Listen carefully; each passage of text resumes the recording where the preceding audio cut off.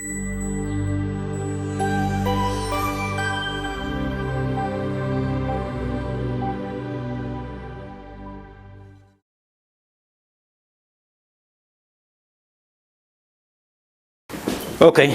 well, good morning. Thank you. Thank you for ILSI for making me part of this mid-year conference meeting. And yeah, it's intriguing. The title is intriguing, but remember, we are at the Madison Hotel. Madison brings you ideas of Madison Avenue, advertisement. If you don't put a title catchy like this, even though it's not true, then you don't have a good audience. And in this case, I would say that the audience is not only good in terms of the quantity, but also the quality. Well, let me elaborate a little bit more in terms of what I meant by that title. Obviously, our past has been shaped for hundreds of thousands of years.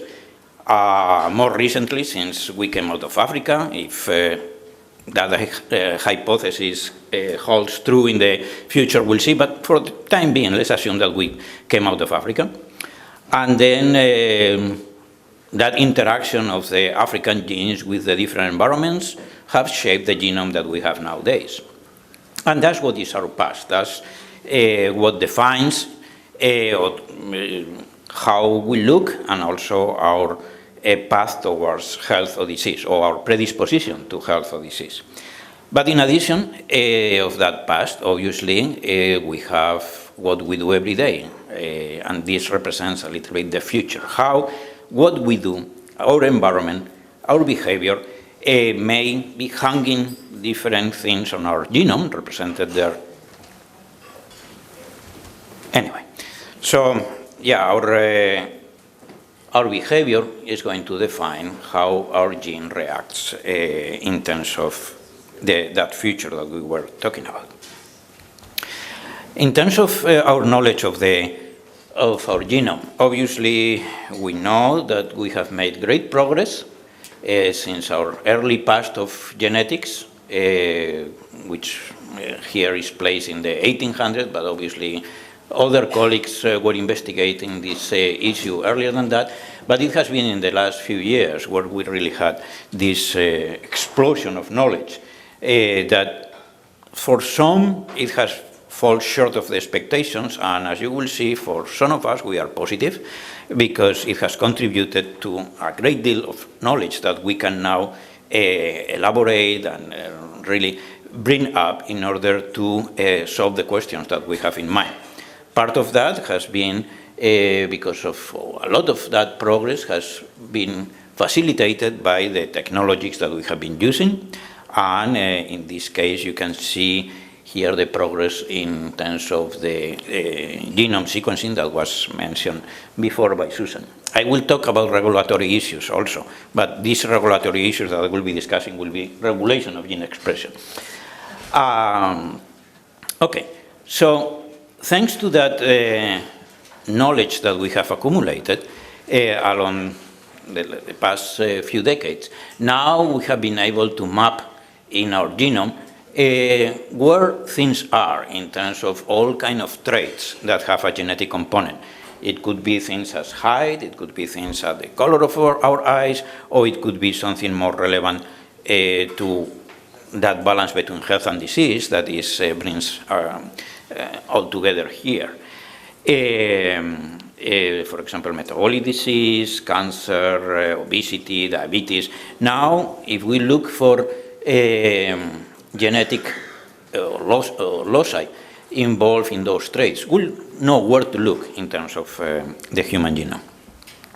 And in fact, we have plenty of information regarding the predisposition, because the current catalog, and this changes every day, includes more than 41 million of variants. And out of those 41 million variants, obviously most of them will not have a major impact of our health or disease.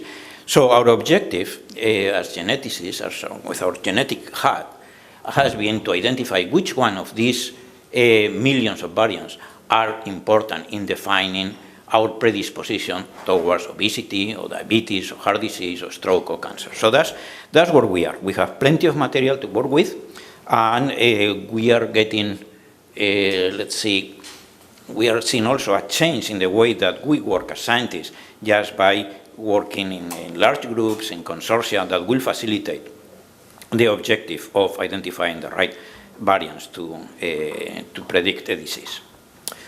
With regard to nutrition, well, we know that also we have plenty of material to work with in terms, among other things, of different opinions, right? For us, it may be clear what a good dietary advice means, but for the general public, they are still relatively confused. And that brings us to this recent report of the dietary guidelines, where in a very simplified fashion,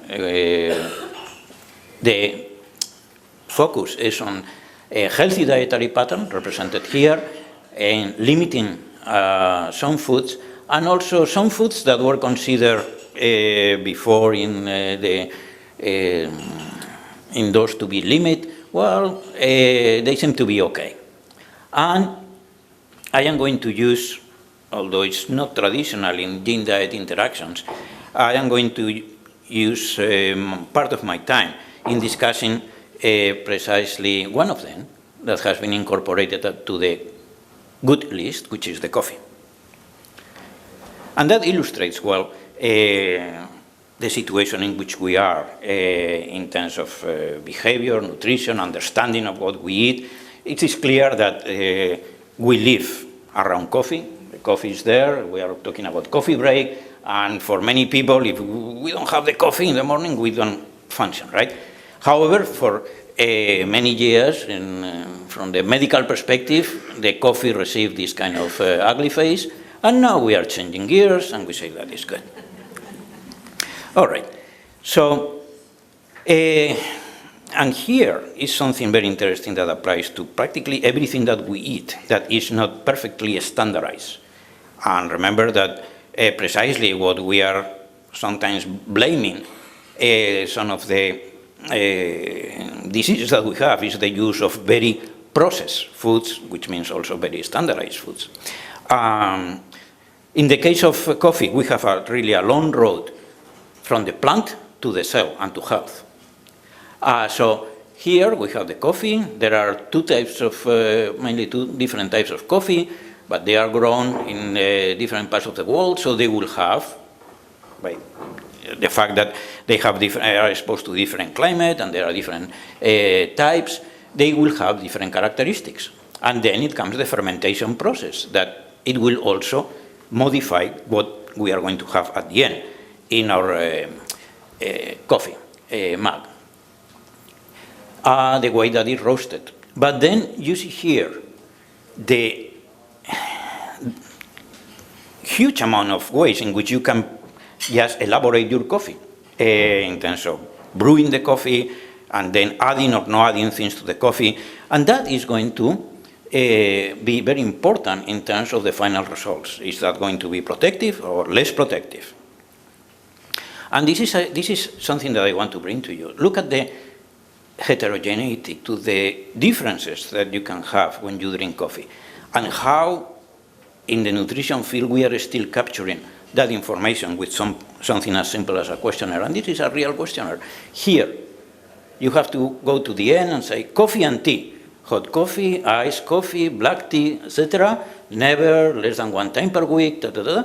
And then what was the usual serving size, and then you just describe there. So that's how are we going to capture all the information contained in coffee with just that simple questionnaire that we pose to the volunteers or to the participants in the study. So that's as you see, a problem. Even if we were able to capture with more precision what these people think that they are consuming, remember, we are talking about something that is a natural product with all the different variability involved, and also the different preparation. This is the, for example, in Glasgow. If you go, for example, to Pâtisserie François, this is an espresso. And here we are focusing only espresso, not just coffee in general. And see, these are the chlorogenic acids that you find, that you get when you drink your espresso, and this is the amount of caffeine. However, if you go to Starbucks, granted that the volume is half, but look at the amount. Even if you double, and you have a double espresso, you still have 10 times less chlorogenic acids when you drink your espresso, and 3 times less caffeine than if you drink it in another place. So these are examples of the reality that we have to confront every day, and the difficulty. I mean, we can just be very precise in how we measure our genome. We can look at those 41 million polymorphisms. Now we can sequence the whole genome, but still we have the challenge of how to measure really our environment, what we do every day with our behavior and what we eat and so on and so forth. Oh, and obviously these were just the tip of the iceberg, like many of the things, or most of the things that I will be presenting here, because coffee, it has over 1,000 different compounds, and all of them are going to vary depending on what we do with that coffee before we put it in our mouth.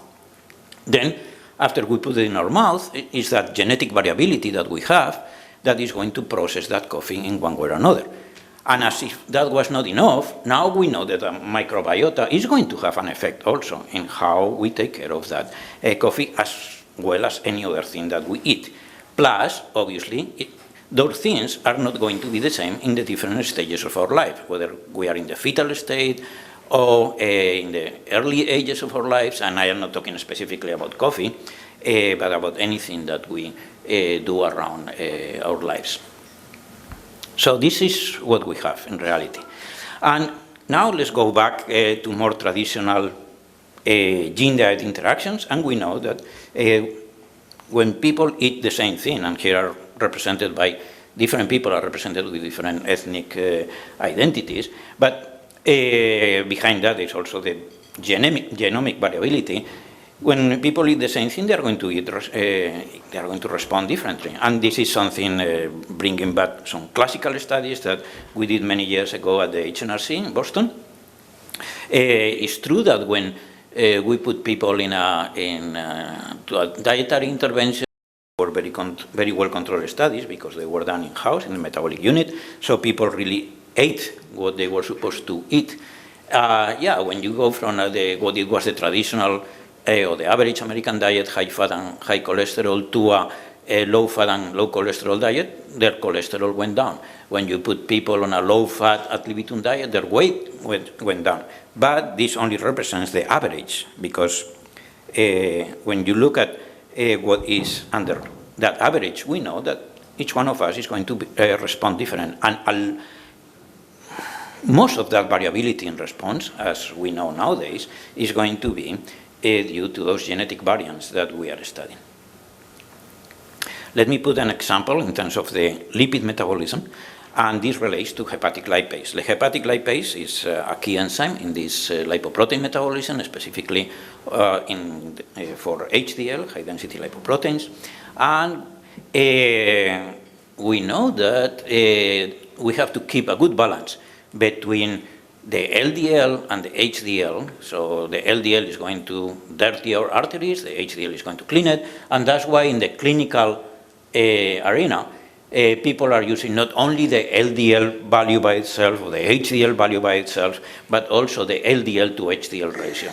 That balance is going to keep things in good shape or in bad shape. And there are recommendations in terms of cut points of what we should be looking for to have a good ratio. So when we look in Framingham at this polymorphism in the hepatic lipase, what we saw is that depending on the genotype of the participants in Framingham, you have very different responses in terms of the fat intake and the predicted HDL values. So for most people, the ones that didn't have this polymorphism, when they when they increased or they had higher fat intake, their HDL went up. But for some people, the ones that, especially the ones that were homozygous for this polymorphism, the HDL went down. So what is the translation of that in practical terms?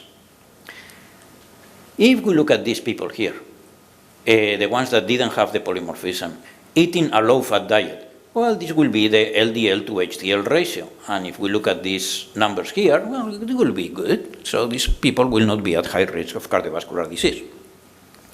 Now, let's look at people with the same genetic background, at least from the point of view of the hepatic lipase. And yeah, they go to a high-fat, high cholesterol diet, or high saturated fat diet. And yes, it's true that the LDL cholesterol will go up, but also the HDL cholesterol will go up too, as we see it in this figure. So at the end of the day, the balance remains the same, and it will be the same risk for these individuals, whether they have one type of diet or another. Let's move to the other genotype, the one in which they have this polymorphism in the promoter region and the regulatory region of the hepatic lipase. And let's see what happens to these individuals. If they are consuming a low-fat diet, the HDL and LDL ratio is excellent, is optimal, very high protection against cardiovascular disease. But then, okay, let's now bring these individuals to a typical, or traditionally typical American diet, high in fat, high in cholesterol, and see what happens. The LDL goes up, the HDL goes down, and then they go from being in the optimal category of the LDL to HDL ratio to the red line, meaning that these people have very high risk of cardiovascular disease because of that change. So here you can see also why some studies have failed in demonstrating whether a low fat or high fat they are good or bad for you when they are not. One didn't take into consideration this individuality that we see here illustrated in this article that we published quite a few years ago. But again, it serves as an example of what we are looking for, is to classify people according to the risk and therefore act more with more personalization, more precision, as we say nowadays. Something, because we are in a global economy, in a global situation in terms of also research, it's also interesting to see how this is going to affect different populations. Well, the standard that we have been using so far are the European, the whites, because that's where we had most of the information. But, and in this case, this is what worries us, right? Because this is the group. So in the case of whites, we'll have a segment of the population mainly affected by this high-fat diet. But look, for example, to African Americans. You have a much greater proportion of African Americans that will be affected by these changes. And there is no surprise that we have those health disparities when it comes to the effect of modernization or westernization and so on and so forth. And it's because part of that comes from the different alleles that we have in our genome as different ethnic groups. When it comes to obesity, another example, and also related to lipid metabolism, HDL, in fact, like the previous one with hepatic lipase, for many years we have been looking at the HDL particle and to the HDL particle, and here is one protein, ApoE2, that has been a mystery. We have known that protein for 40 years, we don't know what it's doing, but when we were able to harness the power of genomics, we may be able to understand what it's doing. And it may be related to food preferences, appetite, obesity. And this is another example of Framingham. Here we have, in this case, the polymorphism is also in the regulatory region of the gene, as it happens to the hepatic lipase, in the promoter region. And then here we have BMI, and here we have the two cluster, two different genotypes. These are the people that either don't have the polymorphism in the promoter region, or they just have one copy mutated. Here we have people in which both copies are mutated. And see what happened in terms of dietary interaction.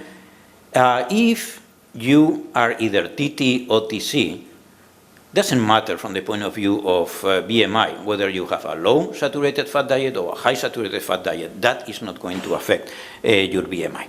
But if you happen to be homozygous for this polymorphism, meaning CC, then you see the huge difference, a significant difference between being or consuming a low-fat diet or a high-fat diet. So if we know that somebody is CC, we can personalize, we can act with more precision and probably more success in terms of either preventing the disease by being very strong about maintaining the low-fat diet in these individuals, or if they are already obese, in terms of therapeutic use of diet, then it will be changing from the probably traditional diet that they have, which will be high saturated fat diet, to a low-fat saturated diet, low saturated fat diet. And then, in theory, that should solve the problem. Again, as we saw for the hepatic lipase, it depends on which part of the world or which ethnic group you are looking at. This will be affecting more or less people because of the different prevalence of the alleles in different populations. And talking about different populations, the nice thing about this polymorphism is, yes, we tested in Framingham, but then we went to Minneapolis, we went to Salt Lake City, we found exactly the same. In Boston, we look at Hispanics, we found exactly the same. We went to Europe, we found the same. And we went to Asia, and whether you were looking at Chinese or Malays or Indians, the result was different. So this seems to be something solid, because it can be replicated in different populations with the same results. Now, talking about the past, the future, the time factor, one of the luxuries that we have with the Framingham study is that we have this population, at least, well, some of them, since 1947, and we have 3 generations of participants. So you can really go back and look in history. And here you see what is the path of individuals that have the same genotype for this polymorphism that we described. And when we look at the diet, the habitual diet that they consume, as expected, is they have a low saturated fat diet, the white squares. You see what is the progression towards obesity through their lives. And yeah, they may get at the end of their lives a little bit overweight, but not obese. But really, these people in which they have the combination of the bad genotype and the bad diet, they really are always more obese, and therefore with higher risk of the comorbidities associated with obesity, such as metabolic syndrome. Well, obesity is part of the metabolic syndrome, but cardiovascular disease, diabetes, and so on. So the idea is how we can change our future. Well, if we know that, we can really, early in life, at least that's what we think nowadays, the prevention early in life. Later on, we will be able to see that it's never too late, but for the time being, let's stick with the fact that the earlier the better. We can change the path in terms of the behavior of this dietary behavior of these individuals, and then move them from the path to disease to the path to wellness. So that's something that we can do with this precision that we are starting to understand, thanks to genomics. In terms of really going to the past, we can go billions of years, and there is something that evolution has not touched in those billions of years, and it's that the Earth rotates every 24 hours, and every single organism is adapted to this rotation, this circadian rhythm, in order to adjust the metabolism, the way that they confront every hour of the day. So we are exploring also how we can use the genomic tools in order to understand better this circadian rhythm, and in fact all the different rhythms, and health and disease. And again, that applies to every organism in life. The fact that we can be owls or larks and so on, it may be dictated not only by cultural aspects or family or whatever, but primarily is based on the genes that regulate these rhythms. So if we are not in sync with our genome when it comes to when we do things, then we may be affecting our phenotypic flexibility, and therefore obesity, cardiovascular disease, cancer, and everything else. We have studied, this is the clock machinery that we have in the suprachiasmatic nucleus, and this is the central clock, but we have it in all our different cells. And obviously, I mean, it's quite complex. We have been studying all the different genes, but I am going to show you an example of clock, and that was the first circadian gene that was found. And our data shows that whether if you don't have a specific polymorphism in the clock gene, or you have it, you end up consuming more or less calories per day, and that will result in a lower or higher waist circumference, and this is due to elevated calorie intake, elevated cytokines, so inflammation is there, impaired sleep, and a higher total and abdominal obesity. And again, these will be different in different ethnic groups because of the different prevalence of this allele that we are investigating. And we have done it in isolation, in combination with other genes, and the more that we look, the more important becomes to understand better not only what we eat or what we do, but also when we do it. And this is an example of circadian, but we are looking also at seasonal variation, which we know it affects us. We see that in our lives, but we are trying to understand the mechanisms by which seasonal variation affects our lives, and we are finding already interesting data coming from epigenetics. Going back to the coffee break, the fact that we drink or we don't drink coffee is not just because our taste buds, like the bitter or like the bitter, it's much more complex than that. So we published this year, in fact, we published an article that kind of brings everything together from the genomic perspective of why some people drink more or less coffee or caffeine, right? And this is more or less a little bit the network of genes that are involved. And again, they don't relate to taste. They relate to metabolism. For example, JCKR, it regulates glucose and triglyceride metabolism. It also the metabolism of caffeine, and also a lot of relevance coming from what makes that drinking coffee in terms of our brain or mood or behavior. That is very important in terms of defining if we drink or we don't drink coffee. So that's something that we'll be using in the future, that information, to do more precise, more intervention studies at this regard. So far, this is based on observational studies. Now, linking this past and future, some of the problems that were brought in the past about consumption of coffee, it may be related to, like with alcohol, what happens during pregnancy and consumption of coffee. And it's true that, for example, consumption of coffee may be bad in terms of miscarriage. And that has been shown. But what we have seen now, thanks to the genetic studies, is that it depends on your genotype, more specifically on the genotype of one of the genes that metabolizes the caffeine, CYP1A. So, yes, it's true that it could be important to moderate the consumption of coffee during pregnancy, but it is especially true for some women, depending on their genotype. And some things may happen very far in the future, like based on methylation or other mechanisms that we don't understand yet. For example, this is the semen quality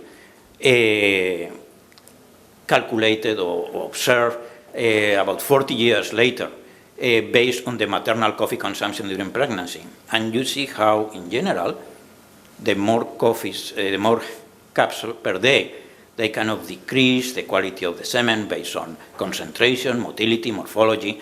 And yeah, so can you recommend, based on that, or say that coffee is bad? Well, that may be true, but even for people consuming, mothers consuming a lot of coffee, look at the variability that you get in terms of each one of the parameters examined. So, and behind that, it will be that kind of genomic background, epigenomic background that we have, each one of us has. So it's in the future. Usually in military terms, you say divide and conquer. In the case of science, what we have to do is precisely the opposite. Integrate and then learn, right? And this is what we are trying to do with all these omics that allows us that integration of data that will open new knowledge that is so much needed. Continuing with the coffee and the brain, we know the importance of coffee in the functioning of our brain, and in fact, when it comes to cognitive decline, there are quite a few studies suggesting that coffee intake may prevent the cognitive decline associated with aging. Is that true? Well, there are different types of scientific evidence, and the randomized clinical trials is the top, observational, in vitro animal models, and when it comes to this specific issue, which is related, age-related cognitive decline, there is nothing coming from randomized clinical trials. So we don't really have the highest levels of scientific evidence to support that relation between coffee and cognitive decline. But based on observational studies, which is level B evidence, they appear to be protective. And also based on in vitro animal models, which is level C evidence, the same thing happens. So in terms of observational studies, I just scout the literature, and this is what we have, the number of studies that we have. And in 2 studies, there were null findings, there was no evidence for protection. And there was 1 study in which both males and females apparently were protective of the cognitive decline. And in most of the studies were women, the ones that were protected by consumption of coffee. And in 1 study, men were protected, but it's because there were no women included in that study. So in general, we seem to be comfortable about the idea that maybe drinking coffee may be protective. But keep in mind what we said before, is that drinking coffee may be just the summary of many other things that are happening to individuals with their lives in terms of behavior, in terms of mood, in terms of so many other things that makes coffee drinkers and non-coffee drinkers different. But for the time being, we use coffee drinking as the canary in the mine, just to reveal this. However, this is not exclusive to humans. Look at this paper that appeared in Science relatively, 2 years ago.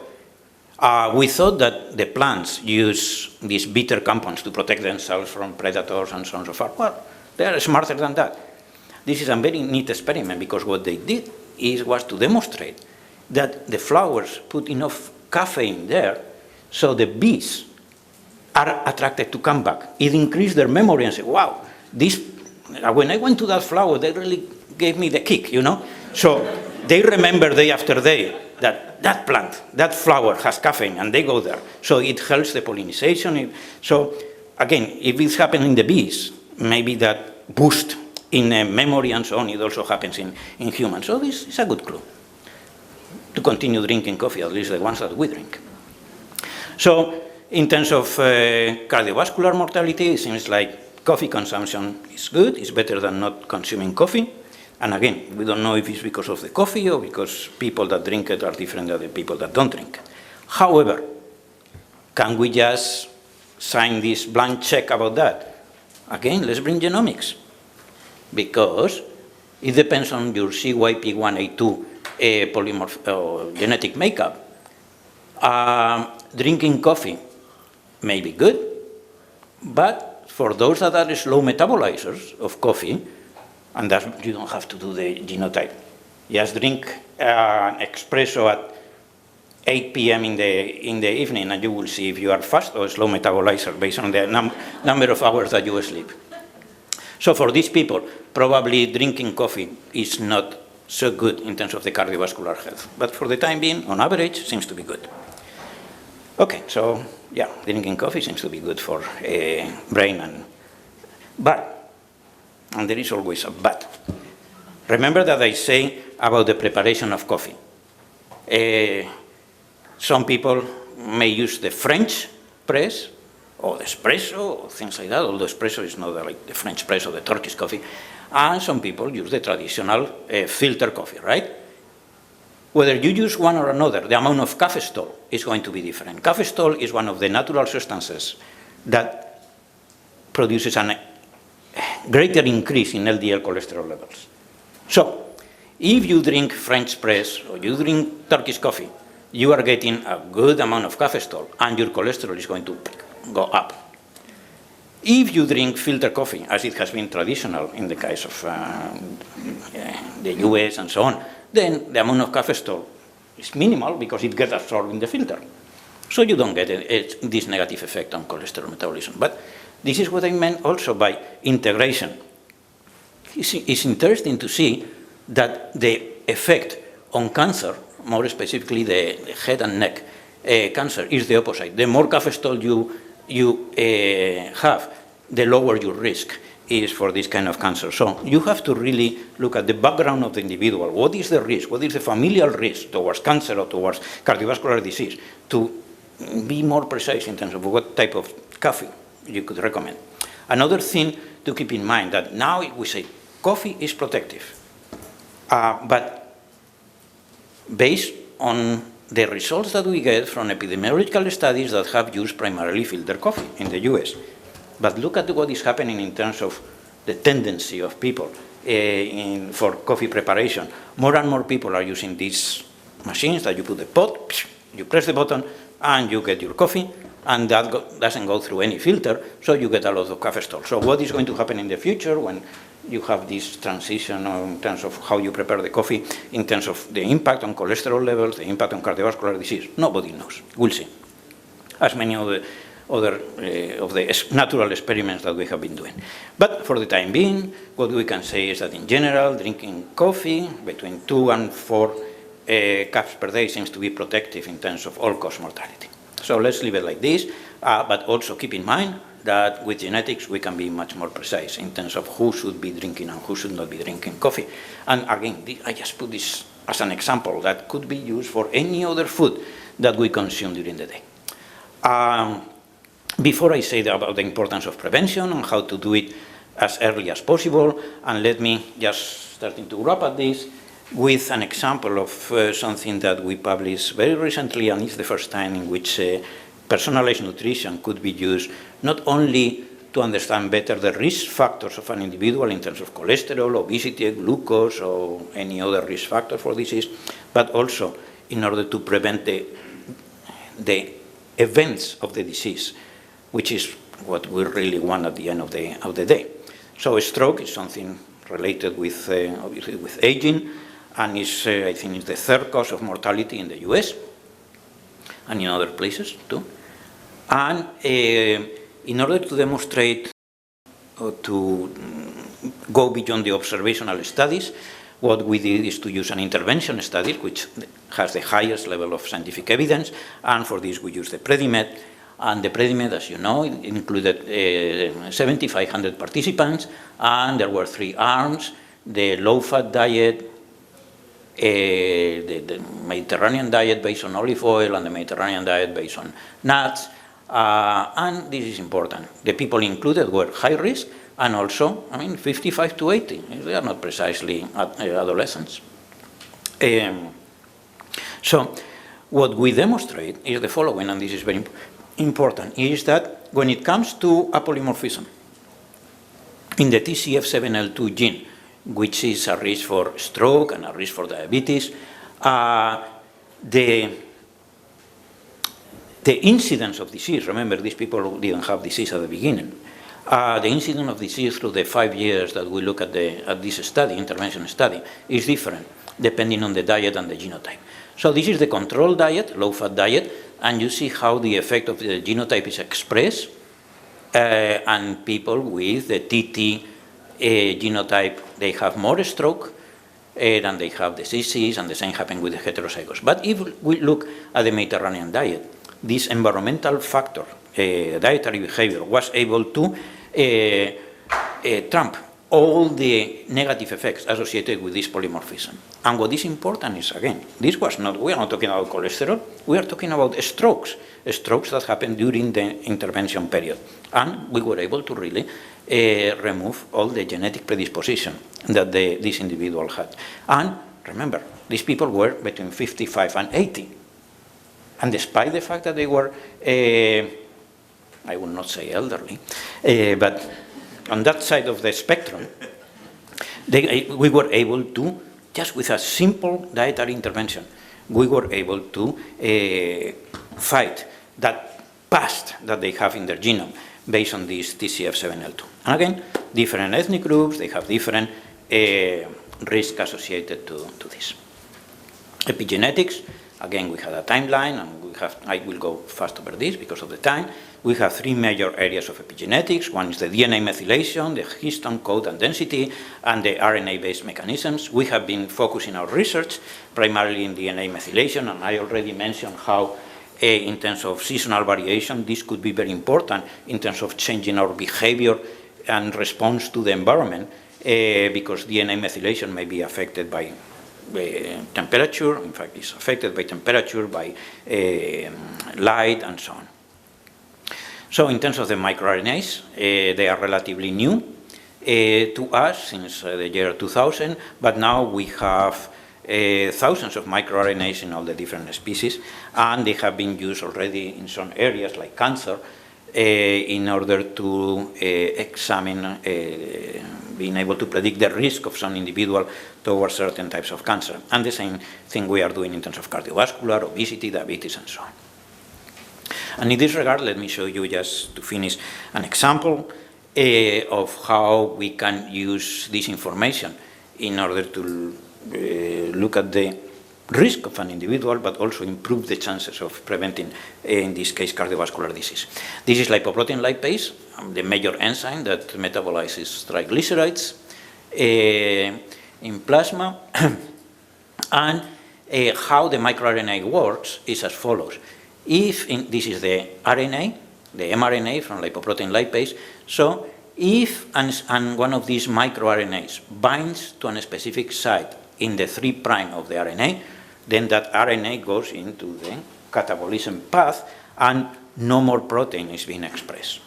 So if you have a polymorphism in this binding area, two things can happen.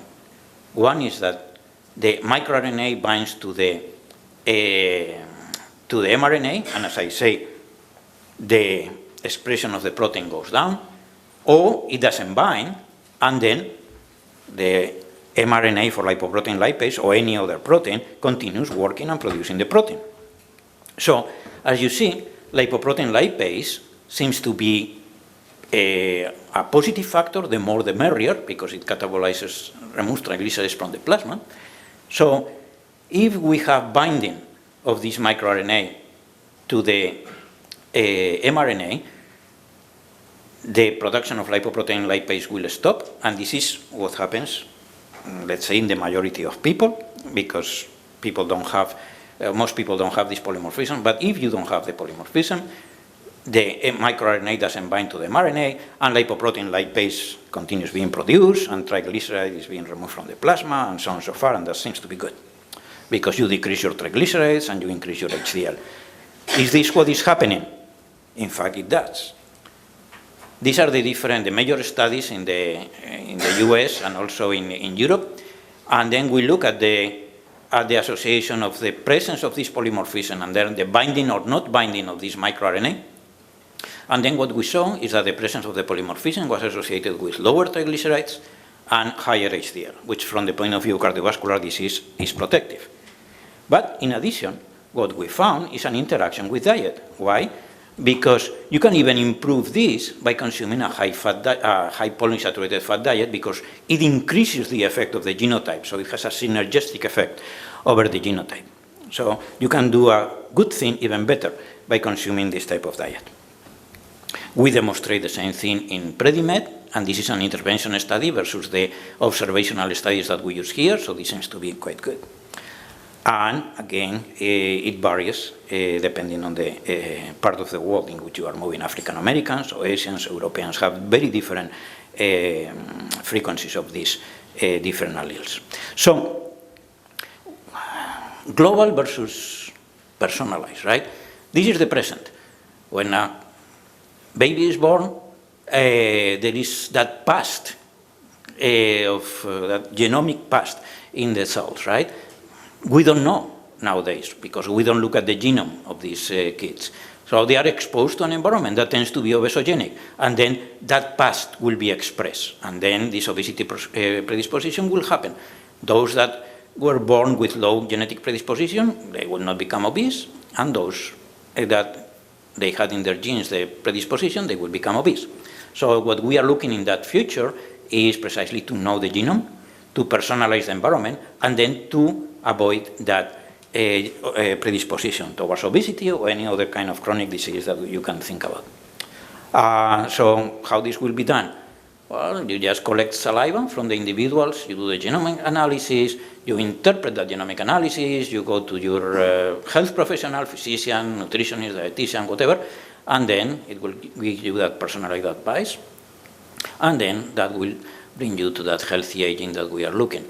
This is work in progress based on this work that I have presented to you, and that represents, again, just the tip of the iceberg. There are many, many other investigators doing the same thing. And so this will be, once we have this work less in progress and more operational, then we'll be able to implement this personalized advice. So this is what I wanted to share with you this morning. Thank you very much for your attention.